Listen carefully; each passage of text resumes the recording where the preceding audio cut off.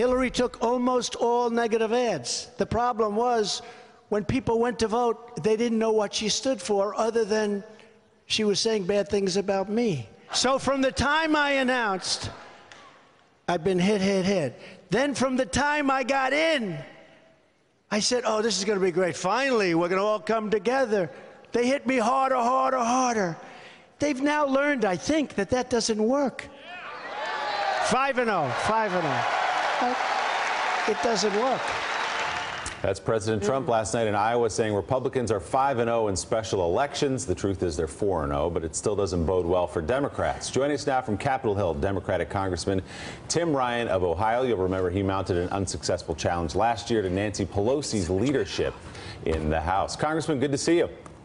Details, Willie, whatever. Yeah, So you wrote a post to Medium yesterday that's getting a lot of attention. I want to read part of it. After the Democratic Party's losses in Georgia and South Carolina on Tuesday, you write, quote, Archie Parnell, the candidate in South Carolina, and Jon Ossoff were good candidates who ran solid campaigns. In the end, they were brought down by the National Democratic Party brand.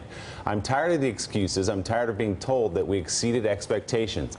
I don't believe in moral victories. The only measure of success in political campaigns is victory. I don't believe everyone should get a trophy. Here is the truth. The Democratic Party has a toxic brand, one that is worse than Donald Trump's in many parts of the country.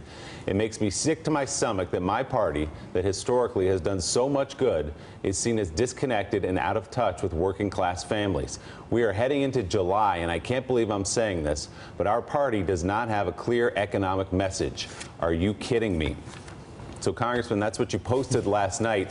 Let me just ask you, if you'd been in leadership, if you'd won that election in November against Nancy Pelosi, what would you have done differently in Georgia, for example, to get that candidate to victory? Well, you know, one of the strategies there was not to make it a national campaign, which we didn't. But at the end, I think a stealth ground game, a stealth get out the vote effort. We have a strong African-American population in that congressional district. And we came in very late in that district to try to get the turnout. And I think if we would have put a few more resources, not even that many, but a few more, we would have been able to get the 3,000 votes. We had a great candidate down there in Archie Parnell. He was a wonderful candidate. I went down to South Carolina and campaigned with him. But a little bit of money on the ground towards the end would have definitely got us home. And, you know, we spent, you know, $20+ million in Georgia and only a couple $100,000 in South Carolina. Could have made the difference. So what is the problem with the Democratic Party's brand? This is something you've been talking about as long as we've known you, for a couple of years now. What is the problem exactly, and how do you go about fixing it? Well, we don't have a strong economic message. You know, when I was growing up and you'd ask my grandfather, my grandmother, you know, why are we Democrats? And it was the Democrats are for working class people.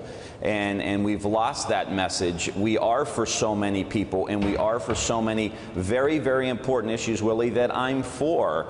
But the thing that ties, you know, African Americans and Latinos and the LGBT community and women all together is that we all want economic opportunity for our families. We all want an opportunity to grab the next rung in the economic ladder, and people don't look at the Democrats for this. Small business people don't look at the Democrats for this, and we need to make sure that we have that message that's going to grow the economy and get people back to work. Not this, we're going to train you for some job that may or may not come down the pike. It's no, we need to rebuild the country. You're going to work now, and we'll train you while you're hired as an apprentice to get you back to work. So those are the kind of very simple, straightforward things we need to do. Is there too much focus, Congressman, on social issues in the Democratic Party and not enough on economic? Well, those issues are very important, and I don't think we should yield any ground at all on those issues because they're vital to our society. When you're talking about refugees, you're talking about a woman's right to choose, when you're talking about voting rights. These are immigration reform. These are really important, but when you're going to be a national party, you need to have a national message. And what's the thing that binds all those groups together? It's an economic message. So we've got to stand for those issues. We got to fight for those issues, but the thrust of our message needs to be an economic one, because no matter who's hearing you, and you may be with them on the other issues, they know that you're talking about what they're thinking about every day at their own kitchen table. So, Congressman, let's talk a bit about part of the disappearing base of the Democratic Party, unions. Every election year and every off-election year, you have the heads of unions show up with guys like you, people like you saying, yeah, we're with the Democratic Party. The membership flees. Large portions of the membership flees when it comes to actually voting for a Democrat. How did you lose them? Well, I think just in general, we've got a lot of challenges. Globalization was a huge challenge. Automation is even a bigger challenge coming down the pike. So I feel like it's those rank and file Democratic union members that voted Democrat for a generation, all of a sudden said, you guys aren't really fixing my issue for me. You know, you're not making my life necessarily easier. You're not making things better. These factories in places like Youngstown, Ohio, or Warren, Ohio used to have 16,000 people. Now they have 3. What have the Democrats done? And that's why Trump didn't really run as a Republican. That's why he pulled so many Democrats. He ran as almost anti-establishment, anti-both parties. And so, Mike, I just think we need a real economic message that's going to say, okay, how are we going to put these folks to work? And how are we going to put them to work in real jobs that are needed and jobs that can't be outsourced to China? You know, I talked a lot on this program about redoing our energy grid. Those jobs can't be outsourced. Laying Google fiber and high-end fiber lines all over the country. Those jobs can't be outsourced. How do we get jobs outside of Washington, from Washington, D.C. to smaller communities around the country? Good federal jobs. How do we get these people back to work? And let's come up with some creative ways to say, you're hired, you're going to get paid, let's rebuild the country. Congressman Sam Stein here. Let's just cut to the center of it.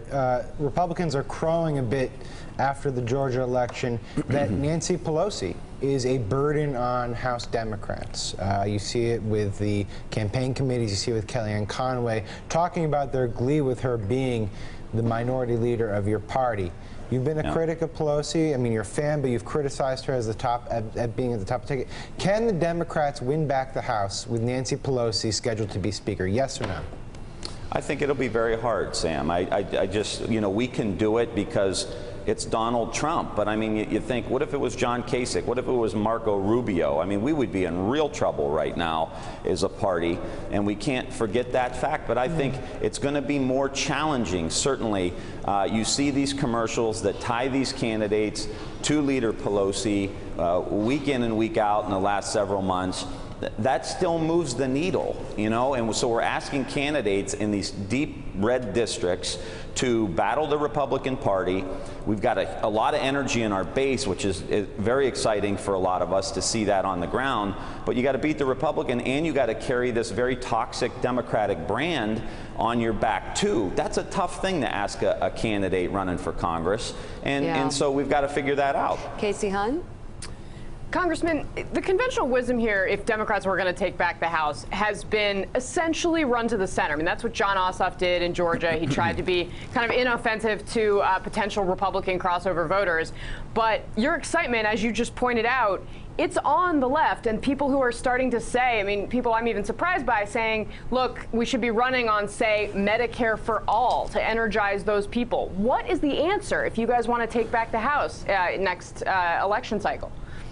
Well, I'm a Medicare for all guy too, and I think making sure that, you know, if you could just buy into the Medicare program, boy, that would simplify things. At least get Medicare down to 55 or 50, so a lot of those working class people that Mike was just mentioning that have left the Democratic Party would say, wait a minute, you're telling me I can buy into the Medicare program with a means-tested fee that I need to pay? That's a big issue, I think, that could help pull some of those people back. But I think it's got to be very district-specific. You know, when I came here in 2003, and we took the House back in 2006 and then had gains in 2008, we had a lot of pro-life, you know, pro-Second Amendment members from the Deep South. I mean, we had 3 members in Mississippi, I think. We had 2 or 3 members in Alabama. We had members in southern Indiana, southern Ohio. We've lost all of those members. So in some sense, you've got to be economically progressive. You've got to be tolerant.